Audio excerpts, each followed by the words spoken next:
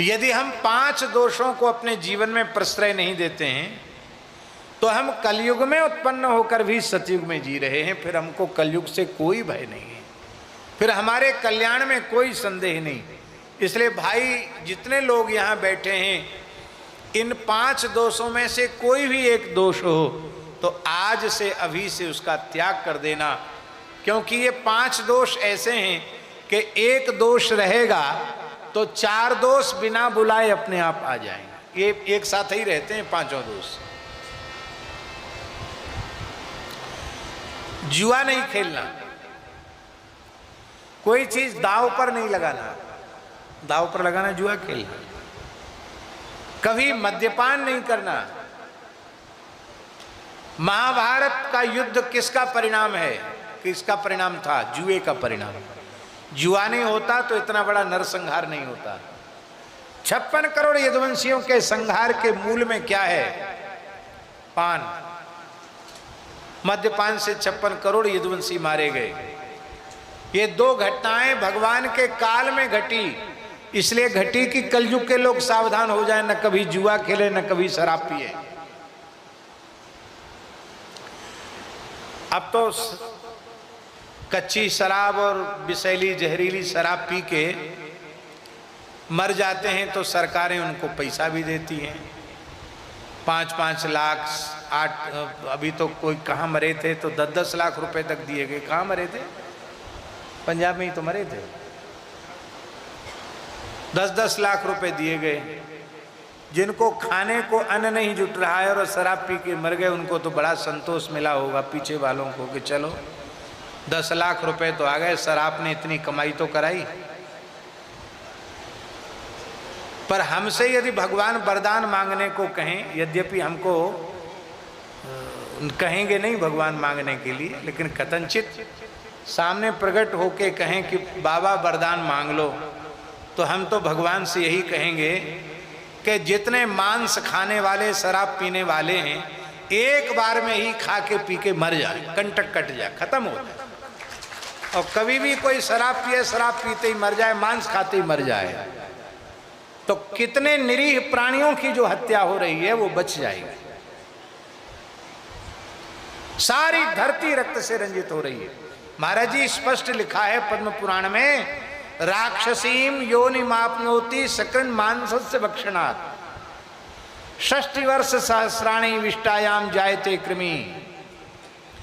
जिस मनुष्य ने जीवन में एक बार मांस खाया है वो राक्षसी, वो मनुष्य नहीं, वो राक्षस हो जाता है। राक्षसीम योनिमाप्नोति सकृन मांसस्य भक्षणात्। मांस भक्षी नरक जाता है और नरक भोगने के बाद राक्षसी योनि में प्राप्त होता है। और 60,000 वर्ष तक विष्टा का कीड़ा उसको बनना पड़ता है। विष्टायाम जायते कृमि। मद्यपान करने वाले की मुक्ति नहीं होती। महाभारत में लिखा है, भीष्म पितामह बोल रहे हैं, मांस भक्षेते यस्मात् भक्षयिष्ये तमप्यहम् एतन मांसस्य मांसत्वम अनुभुध्यस्व भारत। जब कोई व्यक्ति मांस खाता है तो जिस प्राणी का मांस खाता है वो प्राणी कहता है, अरे दुष्ट तू मुझे खा रहा है तो मैं भी तुझे छोड़ूंगा नहीं, मैं भी तुझे खाऊंगा।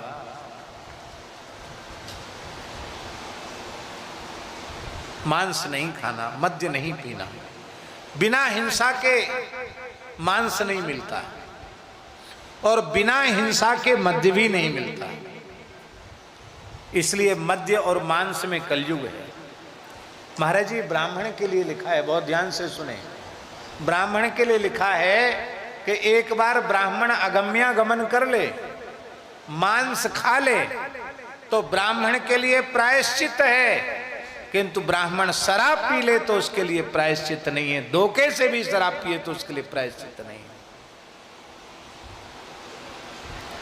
एक बूंद मद्य का ब्राह्मण के मुख में चला जाए धोखे से, उसका ब्रह्मत्व तत्काल नष्ट हो जाता है।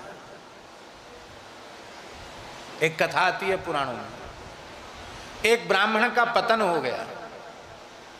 एक वेश्या के कुसंग में पड़कर ब्राह्मण का पतन हो गया। संध्या गायत्री सब छोड़ दिया यज्ञोपवीत को भी तिलांजलि दे दी, कुछ नहीं रहा, ब्राह्मणोचित कर्म कुछ नहीं रहा। हाँ बस इतनी बात थी, वो मांस तो खाने लग गया था पर वो कभी शराब नहीं पीता था।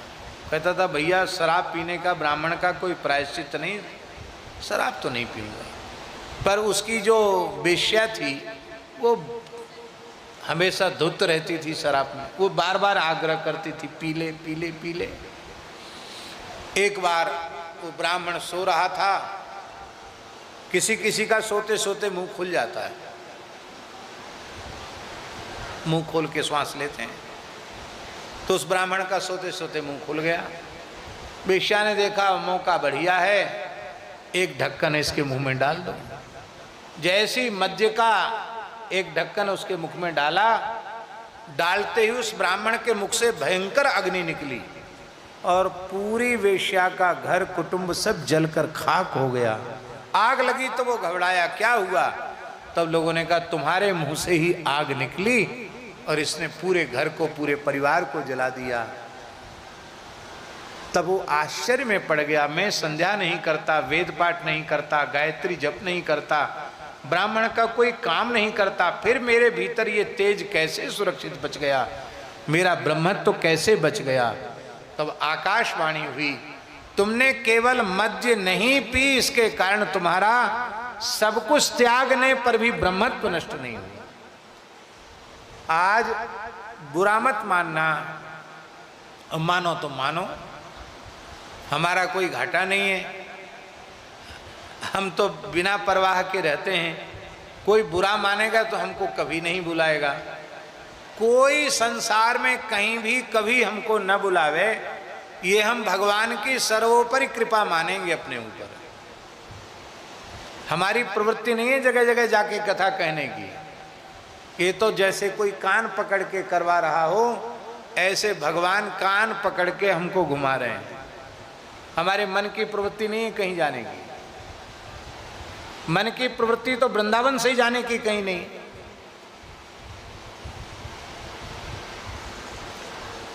तो कोई बुरा माने इसका हमको कोई डर भय नहीं। सबसे अधिक मद्यपान ब्राह्मण कर रहे हैं, कितने दुख की बात। अरे भाई हमारा शरीर भी विप्रकुल में उत्पन्न हुआ है, हम ब्राह्मण निंदा नहीं कर रहे हैं, हम अत्यंत पीड़ित होकर के कह रहे हैं ब्राह्मण शराब पी रहे हैं, ब्राह्मण मांस खा रहे हैं और अहंकार ढो रहे हैं कि हम तो समाज के मुखिया हैं, हम सर्वोच्च हैं। भैया तुम्हारे आचरण अच्छे नहीं हैं, आप कहाँ से समाज का मार्गदर्शन करेंगे? आप नहीं कर सकते समाज का मार्गदर्शन। कभी मद्यपान न करे, कभी मांस न खावे। तीसरा है व्यभिचार। गृहस्थ पुरुष अपना कल्याण चाहे तो अपनी अधिकृता पत्नी के अतिरिक्त वह संसार की किसी नारी के प्रति दूषित भाव न रखे, भोग्या का भाव न रखे, तो वह गृहस्थ व्यक्ति भजन करके अपना कल्याण कर सकता है। और साधु के लिए गृहस्थ व्यक्ति पर स्त्री को विष समझे, और साधु यदि है, नाम मात्र का भी साधु है, तो स्त्री मात्र को विष के समान त्याग दे। किसी भी प्रकार का संपर्क संबंध स्त्रियों से न रखे। जितनी देर कथा कीर्तन हो रहा, माताएं बैठी हैं सुन रही, बस उतना ठीक है। हमारे पूज्य सदगुरुदेव श्री पहाड़ी बाबा महाराज ने दास को माताजी नियम दिया कि अनुभूति की बात, सत्संग की बात भी कोई स्त्री शरीर एकांत में पूछे तो हाथ जोड़ के मना कर देना, गुरुजी ने मना किया। सत्संग की भी चर्चा स्त्रियों से एकांत में नहीं करना। क्यों? क्योंकि भेष भगवान का है, इसको लजाना नहीं है। भगवान के दरबार में क्या उत्तर देंगे? संसार में तो दम्भ चल जाएगा, नाटक चल जाएगा, पर भगवान से कुछ छिपा हुआ है कि भगवान के आगे चलेगा? कुछ नहीं चलेगा। इसलिए गृहस्थ परस्त्री को विस्वत त्यागे और विरक्त साधु नारी मात्र के आकर्षण का विस्वत त्याग करे, तो दोनों का कल्याण हो जाएगा। साधु का भी कल्याण, विरक्त का भी, गृहस्थ का भी कल्याण।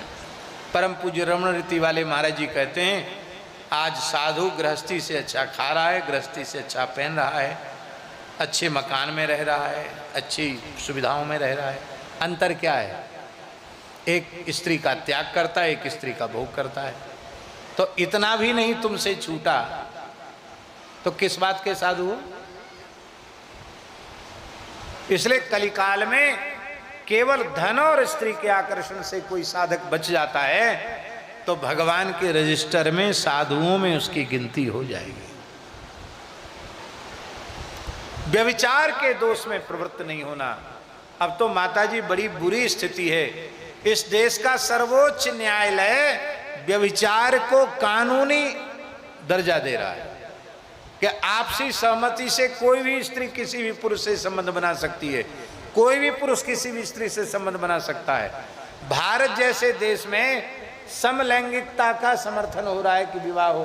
अरे विवाह के पीछे प्रयोजन क्या है? विवाह के पीछे प्रयोजन है कि घर में गौ सेवा, संत सेवा चलती रहे, पवित्र भारतीय सनातन संस्कार चलते रहें। ये गृहस्थाश्रम में प्रवेश का प्रयोजन है। बहुत विचित्र स्थिति है। तीसरा दोष है, पहला दोष मद्यपान जुआ, दूसरा मद्यपान, तीसरा व्यभिचार, चौथा दोष है मांस भक्षण और पांचवा दोष है पाप की कमाई। पाप की कमाई का अर्थ क्या है? बहुत ध्यान से सुने। जिस वस्तु पर आपका अधिकार नहीं है, आप बलपूर्वक हठपूर्वक उस पर अधिकार जमा लेते हैं और किसी को पीड़ा पहुंचा करके, अनधिकार चेष्टा करके आप उसके धन का हरण करते हैं, वो है पाप की कमाई।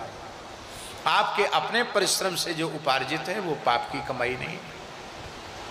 अब स्थिति यह है महाराज जी कि जो न्यायाधीश हैं उनके यहाँ आग लग जाती है नोटों के बंडलों में, फिर भी लोग कहते हैं कि उनका कोई अपराध नहीं। अपराध नहीं, उनको एक न्यायालय में स्थानांतरित किया जाता है।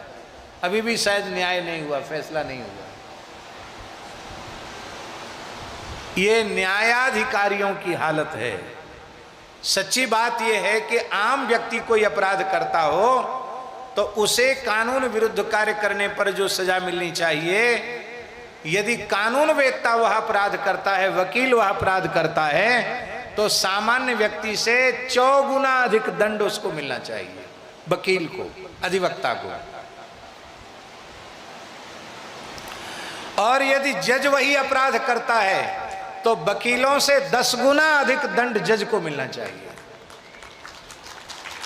महाभारत में लिखा है, महाभारत में लिखा है, दंड जब चारों चरणों से परिपूर्ण होता है तो सतयुग होता है। दंड व्यवस्था का एक चरण कम हो जाता है तो त्रेता आ जाता है। दंड व्यवस्था के 2 चरण नष्ट हो जाते हैं तब द्वापर आ जाता है। और दंड व्यवस्था के 3 चरण, माने 12 आना दंड व्यवस्था खत्म, 4 आना दंड व्यवस्था लचर पचर मचती है, तब कलयुग आ जाता है। इसलिए राजा को दंड में कठोरता रखनी चाहिए। कठोर दंड होगा तो पाप नहीं होगा। दंड में कठोरता होनी चाहिए, उसमें दया नहीं। वस्तुतः माताजी, अपराधी को दंड देना भी उस पर दया करना है, क्योंकि यहां उसको दंड मिल गया, उसको नरक में दंड नहीं भोगना पड़ेगा। इसलिए अपराधी पर क्षमा दान करना, दया दान करना ये अच्छी बात नहीं है, उसको तो दंड देकर ही शुद्ध करना चाहिए। तो 5 दोषों से हम लोग बच जाएं तो हमारे कल्याण में संदेह नहीं है।